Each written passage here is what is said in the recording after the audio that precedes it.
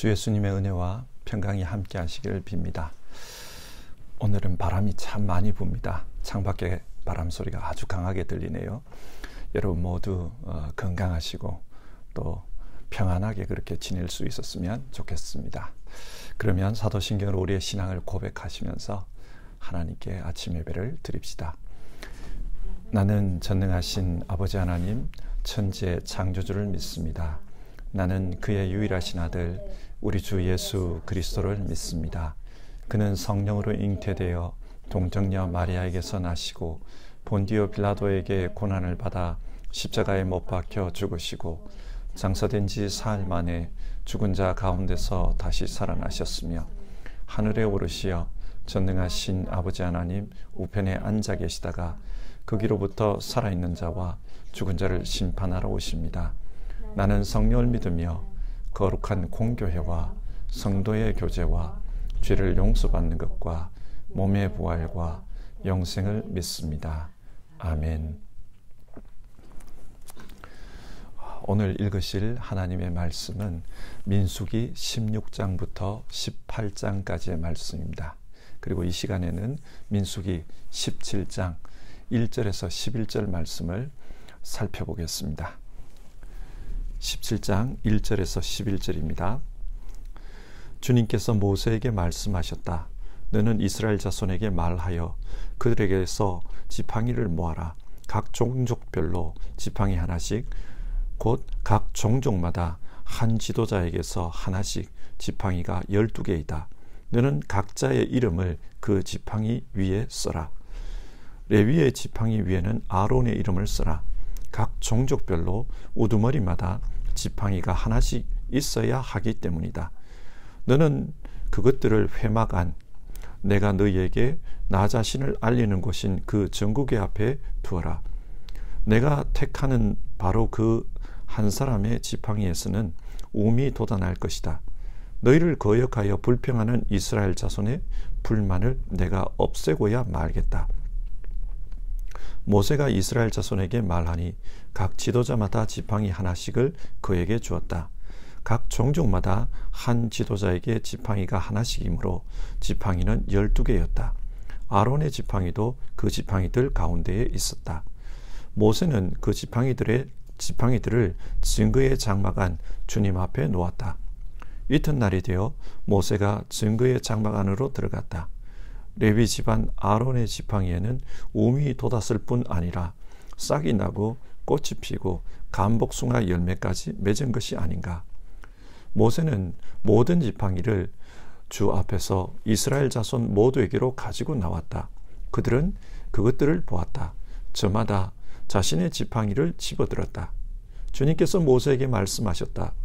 아론의 지팡이는 증거궤 앞으로 도로 가져다 놓아 반역하는 사람들에게 표적이 되도록 잘 간직하여라. 너는 다시는 그들이 나를 거역하여 원망하지 못하게 하여라. 그래야만 그들이 죽지 아니할 것이다. 모세는 주님께서 명하신 대로 하였다. 아멘. 민수기의 내용상 크게 두 부분으로 나누어집니다. 첫 번째 부분은 1장에서 25장이고 두 번째 부분은 26장에서 36장까지입니다. 민수기는 각 부분을 시작할 때마다 인구조사를 합니다. 그래서 1장과 26장에 이스라엘의 인구조사 기록이 나옵니다. 왜 두 번에 걸쳐 이렇게 인구조사를 한 것일까요? 민수기 1장은 출애굽 1세대의 인구를 조사한 것입니다. 이들의 목표는 약속의 땅에 들어가는 것이었습니다. 그 약속의 땅에서 하나님의 제사장 나라가 되어 하나님의 뜻을 온 세상에 전하는 것이었습니다. 그러나 이들은 이 일에 실패했습니다. 그래서 하나님은 출애굽 2세대를 준비하십니다. 이 출애굽 2세대의 인구가 26장에 기록되어 있습니다. 이들은 하나님의 군대가 되어 약속의 땅에 들어갈 것입니다. 그리고 그 땅에서 영적 제사장으로서의 역할을 감당할 것입니다. 자, 그러면 이런 질문이 듭니다. 출애굽 1세대는 왜 약속의 땅에 들어가는데 실패했을까? 민수기 11장부터 25장은 그 이유를 소개해주는 내용입니다. 오늘 본문도 이 11장과 25장 사이에 있으니까 출애굽 1세대가 왜 약속의 땅에 들어가지 못했나, 그 이유에 대한 내용입니다. 그러면 오늘 본문을 함께 살펴봅시다. 먼저 16장입니다. 16장의 내용은 이스라엘의 반역에 대해 소개하고 있는데, 이 반역은 주님이 주신 권위에 대해 잘못 생각한 데서 비롯되었습니다. 그러면 왜 하나님이 주신 권위를 잘못 생각하게 된 것일까요? 발단은 이렇습니다. 민수기 13장과 14장, 이스라엘 백성은 가데스 바네아에서 큰 실수를 범했습니다. 하나님을 믿기보다는 12정탐꾼의 보고를 믿고 우리는 약속의 땅을 차지할 수 없다, 다시 이집트로 돌아가자, 그런 결정을 내렸습니다. 하나님은 이런 이스라엘 백성에게 40년 동안 광야를 방황하는 벌을 내렸습니다. 그래서 출애굽 1세대는 여호수아와 아론을 제외하고는 전부 이 광야에서 죽을 것이라고 했습니다. 이런 일이 있은 후 이스라엘 백성 내부에서 모세의 지도력에 반발하는 자들이 생겼습니다. 모세는 이스라엘 백성을 약속의 땅으로 인도하는데 실패했다, 그런 주장이었습니다. 따라서 실패의 책임을 지고 지도자의 자리에서 물러나라, 그렇게 요구했습니다. 여러분, 이런 요구를 한 사람들이 누구였을까요? 1절에 따르면 레위 지파에 속한 고라와 르우벤 지파에 속한 다단과 아비람, 그리고 온이었다고 합니다. 하지만 이들만 있었던 것은 아닙니다. 이들에게 동조하는 250명의 회중들이 함께 했습니다. 집단 반발이었습니다. 사람들은 흔히 이들을 고라당이라고 부릅니다. 자, 그러면 이 고라당 사람들의 주장을 한번 살펴봅시다. 어떤 주장을 합니까? 3절을 보시면요, 당신들은 분에 넘치는 일을 하고 있어 온 회중 각자가 다 거룩하고 그들 가운데 주님께서 계시는데 어찌하여 당신들은 주님의 회중 위에 군림하려 하오. 이 주장의 핵심은 모세는 하나님의 사람이 아니라 권력자라는 겁니다. 그를 권력자로 보고 있습니다. 그래서 13절에서 이런 말을 합니다. 이제 당신은 우리 위에 군주처럼 군림하기까지 할 셈이요. 모세를 군주와 같은 권력자라고 생각하고 있습니다. 이들이 지금 모세에게 반발해서 얻고자 하는 것은 모세가 그 자리에서 물러나면 자신들이 그 자리를 차지하겠다는 것입니다. 그래서 권력을 휘두르겠다. 오늘날 흔히 정치에서 볼 수 있는 그런 정치인의 모습과 동일합니다. 자, 이 사람들의 문제점이 어디에 있습니까? 이 사람들은 하나님께서 이스라엘을 인도하고 계신다, 그런 생각은 추호도 하지 않습니다. 대신 모세가 권력자로서 이스라엘 백성을 인도하고 있다, 그렇게 생각합니다. 그렇기 때문에 약속의 땅에 들어가는 것이 생각처럼 되지 않자 모세의 실패한 권력 때문이다, 그렇게 규정한 것입니다. 그러면 이런 반발에 대해 모세는 어떻게 대응했습니까? 16장 4절인데요. 모세가 이 말을 듣고 땅에 엎드려 기도하고 나서, 모세는 힘으로 이들의 반발을 누르려고 하지 않았습니다. 만약 힘으로 누르려고 했다면 모세도 똑같은 사람이에요. 모세는 기도했습니다. 하나님께 기도했다는 말은 이 일을 전적으로 하나님의 뜻에 맡깁니다, 그런 태도입니다. 자, 이렇게 기도하고 나서 모세는 백성들에게 이런 제안을 합니다. 각자 개인이 하나님께 기도할 때 사용하는 향로를 가지고 성막 앞으로 모이시오. 그리고 그 성막에서 하나님 앞에 향을 살라봅시다. 왜 향을 살라보자고 합니까? 그러면 하나님께서 자신이 세운 사람, 자신이 원하는 사람의 향을 흠향해 줄 것이라고 했습니다.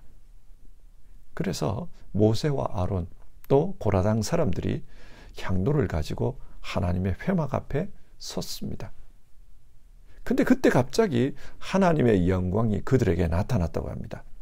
그리고 하나님께서 심판하셨습니다. 고라와 다단 아비람은 땅이 갈라져 그들을 삼켜버렸습니다. 그래서 그들과 그들에게 속한 사람들이 스올에 내려갔다고 합니다. 뿐만 아니라 주님의 불이 나와가지고 그 향을 바치려고 했던 250명을 불살라버렸다고 합니다.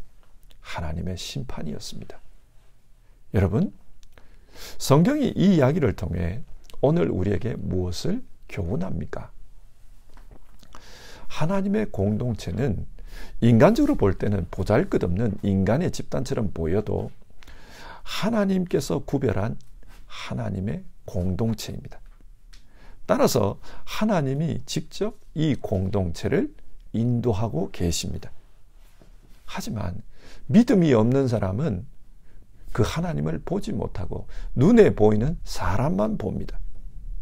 그래서 하나님이 우리를 인도하고 계신다, 여기에 비중을 두기보다는 하나님의 대리자, 사람의 활약에 비중을 두려고 합니다. 그래서 공동체의 성공과 실패를 그 사람의 탓으로 돌리려고 합니다. 여기서 우리는 하나님의 공동체에 대해 바르게 이해하는 것이 필요하다는 것을 알게 됩니다. 하나님의 공동체에 대해서 바르게 이해하지 못하면 이렇게 하나님의 심판을 받게 됩니다. 하나님의 공동체는 하나님이 인도하십니다. 하나님의 공동체에서 일하는 일꾼은 하나님의 종일 뿐, 그 공동체의 지도자가 아닙니다. 군림하는 권력자도 아닙니다. 따라서 그 지도권과 권력을 위해 싸우는 것은 아무 의미 없는 행동입니다. 어리석은 짓입니다.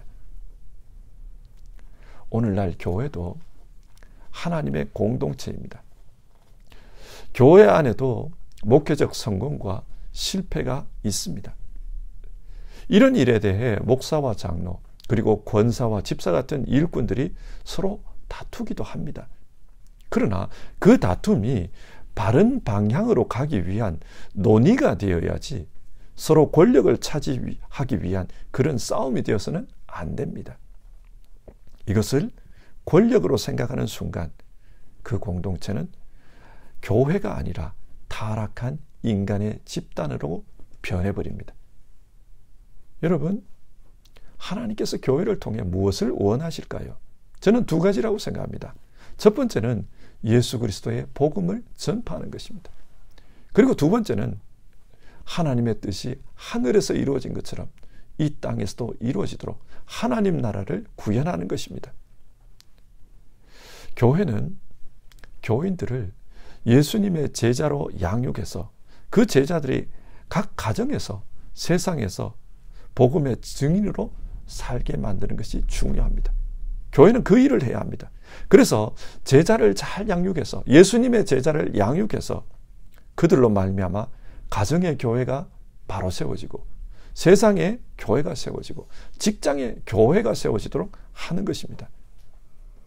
우리가 모여서 주일날 예배드리는 이 교회도 중요하지만 흩어져서 복음이 전해지고 복음이 실천되며 그곳에서 주님을 따르는 사람들이 생겨나는 것, 그게 중요합니다. 여러분, 생각해 보십시오. 지금 하나님께서 이스라엘 백성을 통해 원하시는 게 무엇입니까? 약속의 땅에 들어가서 하나님의 제사장 나라가 되라는 것 아닙니까? 제사장 나라가 된다는 말은 각자 한 사람 한 사람이 영적 제사장이 되어서 그 한 사람 한 사람이 모인 공동체가 이 땅에 하나님을 증거하는 것입니다. 이처럼 교회도 우리 각자 한 사람 한 사람이 하나님을 섬기는 하나님의 교회가 되어야 합니다. 그리고 그 사람들이 세상에 흩어져서 가정에서, 직장에서, 그리고 사회 여러 곳에서 예수 믿는 사람의 향기를 품어 그곳이 예수 믿는 사람이 모인 곳이 되도록 하는 것, 그것이 목표입니다. 교회는 먼저는 우리 한 사람이, 그리고 우리가 흩어진 그곳에 예수 그리스도의 교회가 세워지도록 하는 것, 그것이 목표입니다. 우리 모두는 그런 사람이 되어야 합니다. 뿐만 아니라 교회는 하나님의 뜻이 이루어지도록 하나님 나라를 구현해야 합니다. 하나님은 자유를 원하십니다. 종된 사람들이 풀려나고 죄에 억눌린 사람들이 풀려나서 정말 영적 자유를 누리며 사는 것을 하나님은 원하십니다. 이처럼 하나님이 다스리는 세상 속에 자유와 정의, 사랑과 평화가 가득하기를 원하십니다. 이런 하나님의 뜻이 이루어지도록 교회는 이 세상에서 선교의 역할을 감당해야 합니다. 이 일을 위해 우리가 함께 일하는 것이지, 무슨 교회 안에서 권력을 잡고 지도력을 행사하려고 하는 것, 그것은 본질에서 벗어난 것입니다. 만약 권력을 잡고 지도력을 행사하려고 하는 것, 그것을 본질로 생각하면 그것은 더 이상 교회가 아닙니다. 우리는 복음 전파를 위해서, 또 선교를 위해서 하나님을 섬기는 사람들로 모여 있습니다. 그 다음 내용을 한번 살펴봅시다. 16장 41절, 고라당 사람들이 죽은 이후에 회중들이 찾아와서 모세와 아론에게 항거했다고 합니다. 당신들이 주님의 백성들을 죽였어.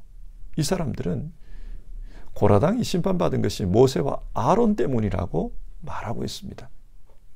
이들은 여전히 하나님의 역사를 보기보다는 사람의 활동을 보고 있습니다.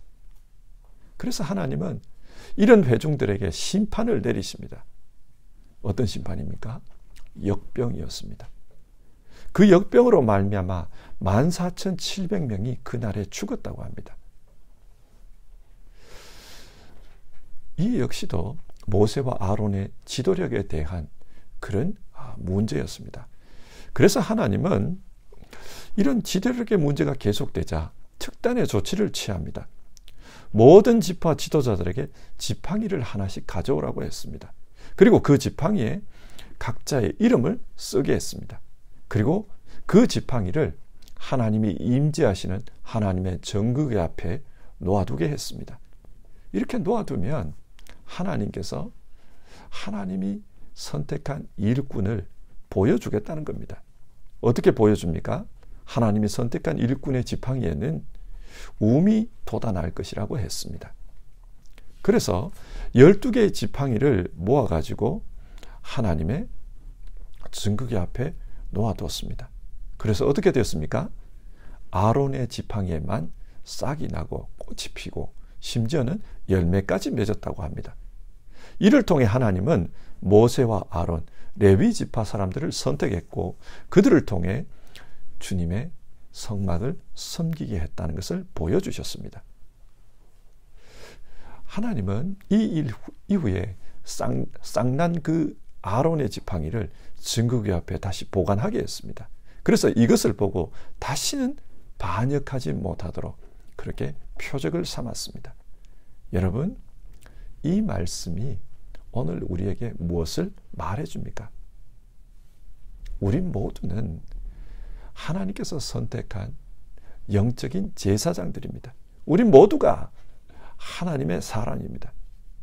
자, 그런데 하나님께서는 그 선택한 사람의 지팡이를 증거기 앞에, 하나님이 임재하시는 증거기 앞에 두라고 합니다. 이게 무엇을 의미할까요? 하나님의 사람은 하나님의 임재 앞에 있을 때 그 권위가 드러난다는 것입니다. 그런데 하나님의 임재 앞에 어떻게 있습니까? 말씀과 기도입니다. 증거계는 하나님의 말씀이 담긴 십계명 돌판이 담긴 그 궤입니다. 하나님은 그 말씀의 궤 앞에서 모세와 대화하셨습니다. 하나님의 말씀을 들려주셨습니다. 그처럼 영적인 제사장인 우리 모두도 하나님의 말씀, 성경을 통해서 하나님의 뜻을 들어야 합니다. 우리가 성경을 묵상하는 가운데 하나님께서 우리에게 무엇을 원하시는가, 그것을 늘 듣는 것이 중요합니다. 영적 제사장의 권위는 거기에서 나온 것입니다.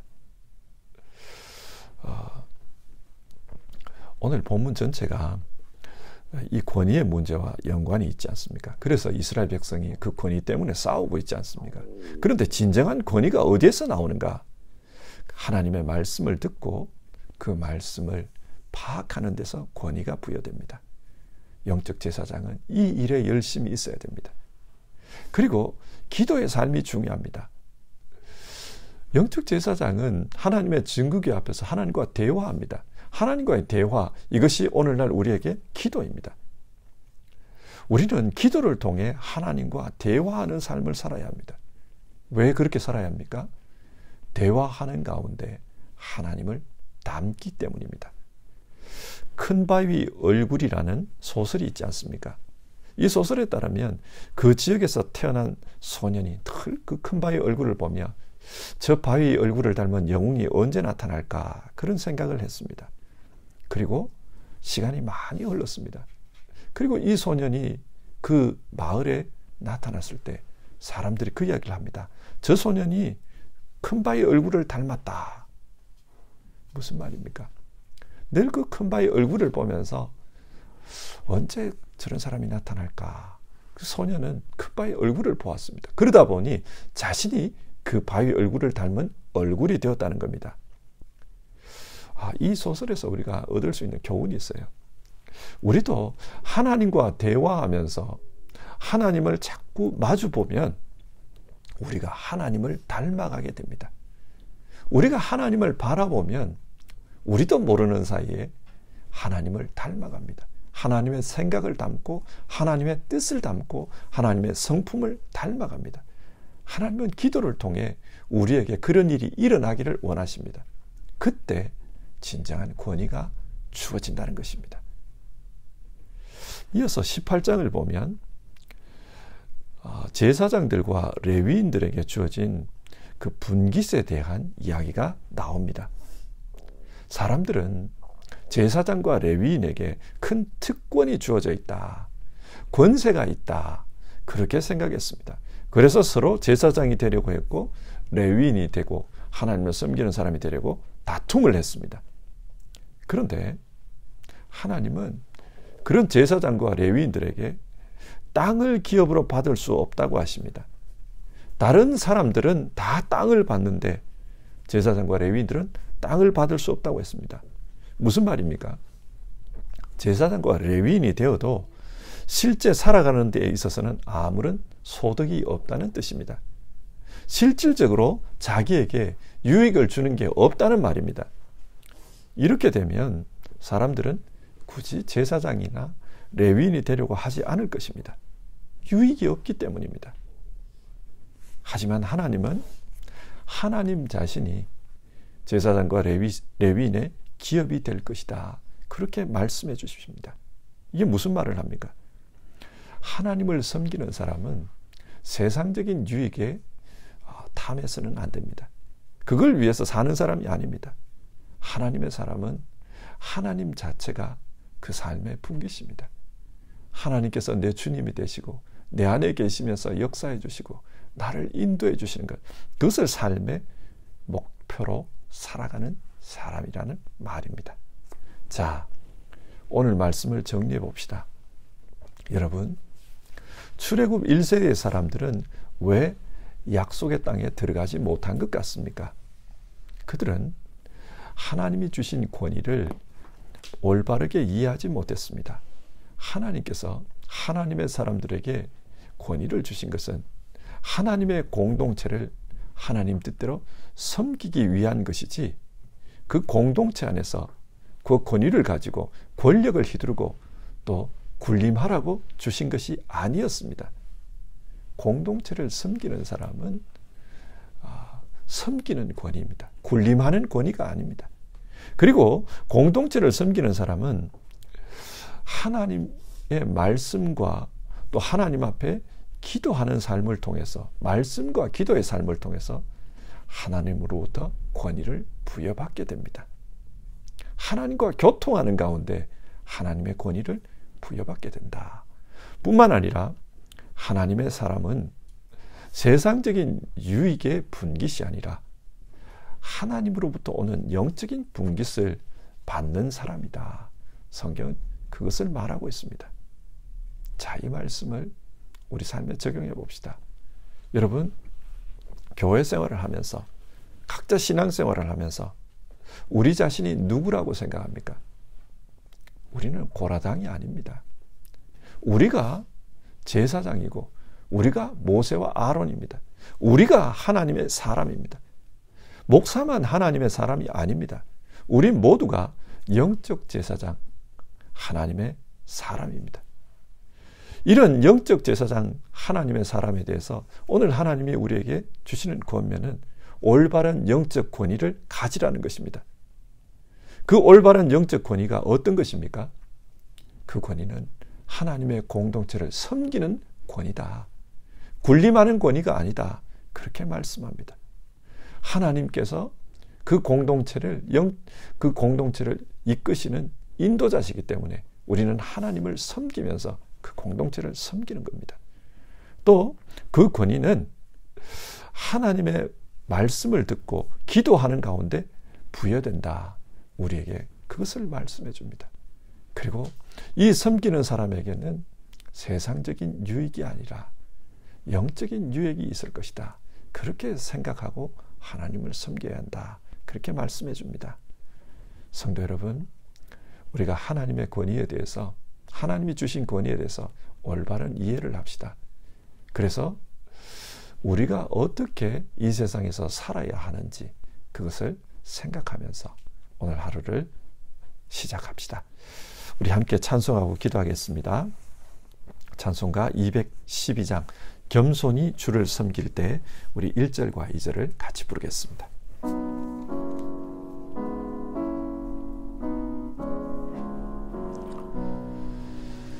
겸손히 주를 섬길 때 괴로운 일이 많으나 구주여 내게 힘주사 잘 감당하게 하소서. 인자한 말을 가지고 사람을 감화시키며 갈 길을 잃은 무리를 잘 인도하게 하소서. 자, 우리 이 시간 같이 기도해 봅시다. 우리 모두가 하나님의 사람입니다. 우리 모두가 영적 제사장, 모세와 아론 같은 사람들입니다. 우리가 우리의 신분, 우리에게 주어진 권위를 잘못 이해하면 약속의 땅에 들어가지 못했던 출애굽 1세대 사람들과 같은 그런 비극을 맞이하게 됩니다. 그래서 하나님의 말씀을 통해 권위에 대해 바르게 이해하는 것이 필요합니다. 우리는 군림하는 권위가 아니라 섬기는 권위를 받았습니다. 우리는 말씀의 삶과 기도의 삶을 통해 하나님으로부터 권위를 부여받아야 합니다. 그리고 우리는 세상적인 분깃을 목표로 하는 권위가 아니라 하나님을 내 몫으로 하는 그런 권위로서 이 세상에 살아야 합니다. 우리가 이 문제를 가지고 같이 기도합시다. 하나님, 올바른 권위로 주님의 제사장으로 살아가는 우리 모두 되게 하옵소서. 우리 같이 기도해 봅시다.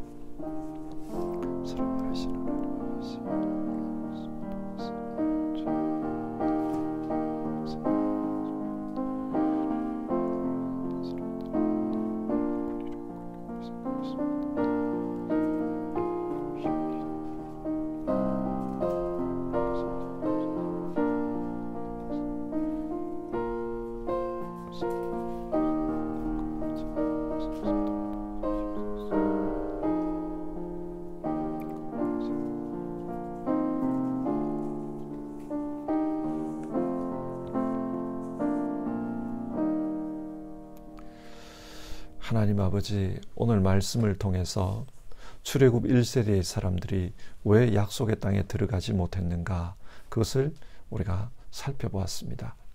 그들은 자신들에게 주어진 권위, 그 권위를 권력으로 이해했습니다. 그래서 서로 권력을 탐하려고 하다가 망했던 것을 보았습니다. 하나님, 우리가 하나님의 사람입니다. 우리 모두는 우리에게 주어져 있는 그 권위를 바르게 이해하게 하옵소서. 하나님을 섬기는 영적 제사장으로서 우리에게 주어진 권위는 섬기는 권위이다. 그것을 이해하게 하옵소서. 그래서 예수 그리스도의 복음 전파와 이 땅에 하나님의 뜻이 이루어지는 하나님 나라를 구현을 위해서 섬기는 일을 하는 그런 섬기는 권위자들이다. 그것을 알게 하옵소서. 뿐만 아니라 우리의 권위는 주님의 전극의 앞으로부터 비롯된다. 즉 말씀의 삶과 기도의 삶을 통해 하나님과 교통하는 가운데 권위가 주어진다는 것을 알고 하나님을 말씀으로 또 기도로 그렇게 섬기는 일을 하게 하옵소서. 하나님, 우리가 목표로 하는 권위는 세상적인 어떤 유익이 아니라 하나님 자신, 하나님 자체다라는 것을 알게 하옵소서. 하나님께서 우리의 주님이 되시고 우리 안에 계시면서 우리를 다스리시며 우리를 인도하시고 또 우리에게 말씀하시고 우리를 보호해 주시는 그런 은혜, 그것을 추구한다. 우리가 그것을 알고 주님 바르게 살게 하옵소서. 바라기는 우리 각자가 하나님을 섬기는 영적 제사장으로서 교회가 되게 하옵소서. 그리고 나아가서 우리 각자가 가정에서, 일하는 직장에서, 흩어진 그곳에서 예수 그리스도의 뜻을 증거하고 하나님의 뜻을 드러내는 그런 사람으로 살 수 있도록 도와주시옵소서. 오늘 하루도 주님 앞에, 주님, 내가 오늘 성경이 말하는 올바른 권위의 사람이 되기를 원합니다. 그렇게 기도하는 모든 분들에게 하나님 은혜 베풀어 주시옵소서. 우리 주님 예수님의 이름으로 기도드립니다. 아멘. 주기도문 하겠습니다. 하늘에 계신 우리 아버지, 아버지의 이름을 거룩하게 하시며 아버지의 나라가 오게 하시며 아버지의 뜻이 하늘에서와 같이 땅에서도 이루어지게 하소서. 오늘 우리에게 일용할 양식을 주시고 우리가 우리에게 잘못한 사람을 용서하여 준 것 같이 우리 죄를 용서하여 주시고 우리를 시험에 빠지지 않게 하시고 악에서 구하소서. 나라와 권능과 영광이 영원히 아버지의 것입니다. 아멘.